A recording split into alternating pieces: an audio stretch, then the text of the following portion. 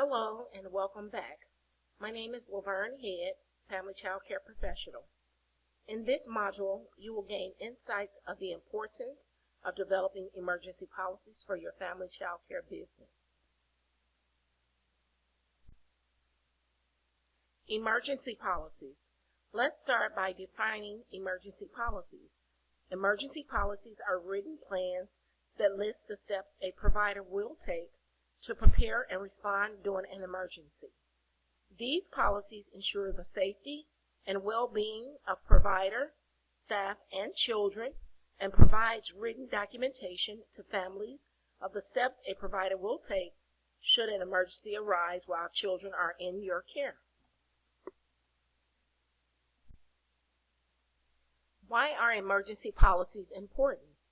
Emergency policies are individual plans that provide guidance to providers prior to and during an emergency.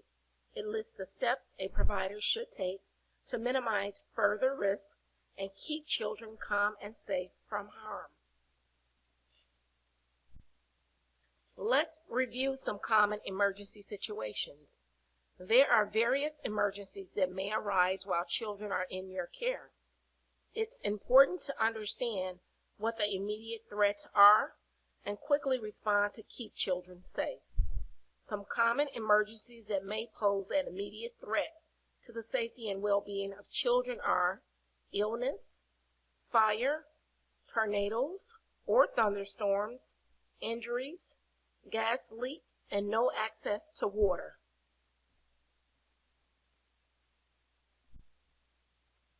Developing emergency policies. Developing emergency policies for your family child care business can determine whether you will receive a license to operate and how you will prepare and respond to an emergency. When developing emergency policies for your family child care business, it's important to ask yourself, what type of emergencies are most likely to occur where I live and where children learn and play? What steps will I take to evacuate children and keep them safe? How will I communicate with parents during and after an emergency? How often will I conduct drills with the children in my care? And where will I keep emergency policies to ensure they are easily accessible during an emergency? There are various types of emergency policies that you can develop to meet the needs of your family child care program and the children and families you serve. Some of these emergency policies are illness, medication, arrival and departure, fire, hazardous, life-threatening, and choking. Tuition during an emergency. It is important to understand how emergency policies directly impact the collection of tuition. One example that I am often faced with is my illness policy. Unfortunately, you can't determine when children will be out ill, and many times we don't find out about a child's illness until the day before or the day of. It's important to understand how this will impact your business income. As a family child care provider, my illness policy states that guardians must be responsible for making payment when children are not in attendance. If a child's illness requires hospitalization or a longer time to recover, both provider and guardians will come up with an agreeable arrangement regarding tuition payment. One thing that you can do is think about charging a deposit that is equal to the agreed upon amount that parents pay weekly, bi-weekly, or monthly. If a deposit is not utilized during the time the child is enrolled, the deposit must be returned to the person who made the deposit. Unforeseen emergencies. There can be unforeseen emergencies that may arise that can cause the closure of a family child care program. It is important to be prepared for these unforeseen emergencies that can prevent children from being in attendance and the continuous collection of tuition payments. As a family child care provider, one way that I have worked with families during the closure of my family child care program is to offer a reduction in payment to secure their child's slot when I reopen.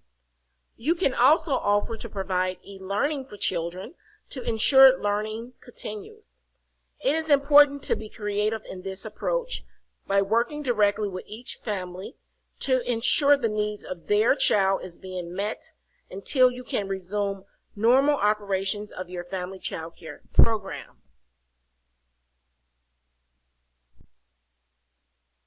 Emergency Preparedness Plan. An emergency preparedness plan outlines the roles and responsibility of the provider and assistant that will be enacted to keep children safe and minimize any further risk. It provides detailed information regarding emergency policies, contact information for emergency agencies and families, the location where children will be evacuated to for safety, the location of emergency equipment, and emergency shutdown procedures. An emergency preparedness plan is reviewed often to ensure it meets the needs of all children enrolled in your program, including children with disabilities. Many regulatory bodies that govern family child care programs require that an emergency preparedness plan is in place prior to receiving a license to operate. This shows families that you are prepared to respond to an emergency if one should arise. An emergency preparedness plan should contain all emergency policies and how each emergency will be carried out successfully. Families should sign and receive a copy of your program emergency preparedness plan prior to enrollment. It is important to have an emergency preparedness plan that contains emergency policies for your family child care program. It is not only a requirement for licensing, it also provides written documentation for families. While you can't determine when an emergency will occur, you can have an emergency preparedness plan in place to protect children in your care and the stability and financial well-being of your business.